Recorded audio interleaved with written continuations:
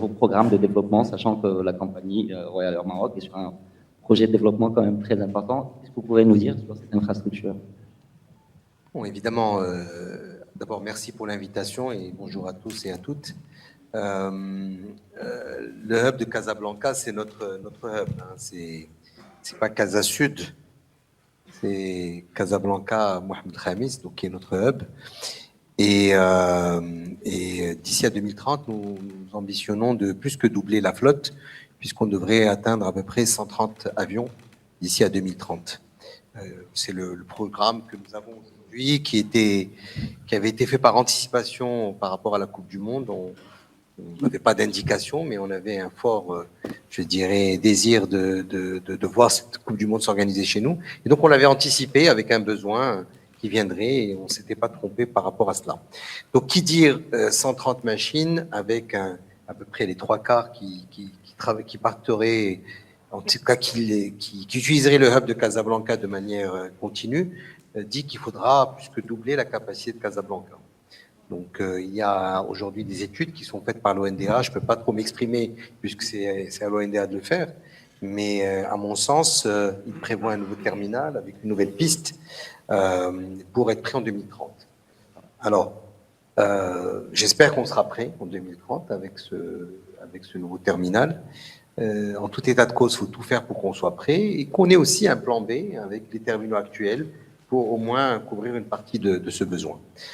Quant à la connectivité avec l'aéroport, je suis très heureux de voir qu'il y a tous ces moyens de transport qui seront mis en place parce que l'objectif est de faciliter le trafic et le transfert des voyageurs.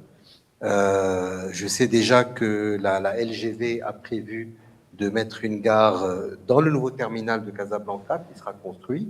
Et donc, ça permettra aux passagers d'avoir un accès direct au nouveau terminal. Et la vision, elle est simple. Un passager je ne sais pas moi, à Washington pourra acheter un billet d'avion Washington-Tanger, prendre son avion, faire Washington-Casa, descendre directement à la gare et prendre le TGV, enfin la LGV directement sur Tanger. Donc, ce sont les modèles qui existent un peu partout en Europe. On n'invente rien, on essaie de se développer à grande vitesse à ce niveau-là.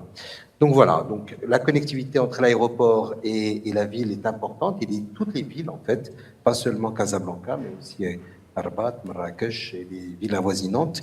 Les trains régionaux seront très utiles, d'autant plus que quand on parle quand on fait des analyses auprès des voyageurs, l'un des points noirs à l'arrivée de Casablanca, c'est le transport, notamment des taxis qui sont sans rentrer dans trop de détails aujourd'hui, un élément assez particulier.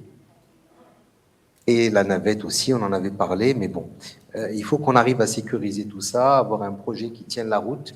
Les trains régionaux vont nous permettre aussi de transporter et de fluidifier de manière beaucoup plus efficace. قبل المغادرة لا تنسوا الاشتراك في قناة العمق المغربي وتفعيل الجرس ليصلكم كل جديد، ولا تنسوا مشاركة الفيديو والضغط على زر الإعجاب.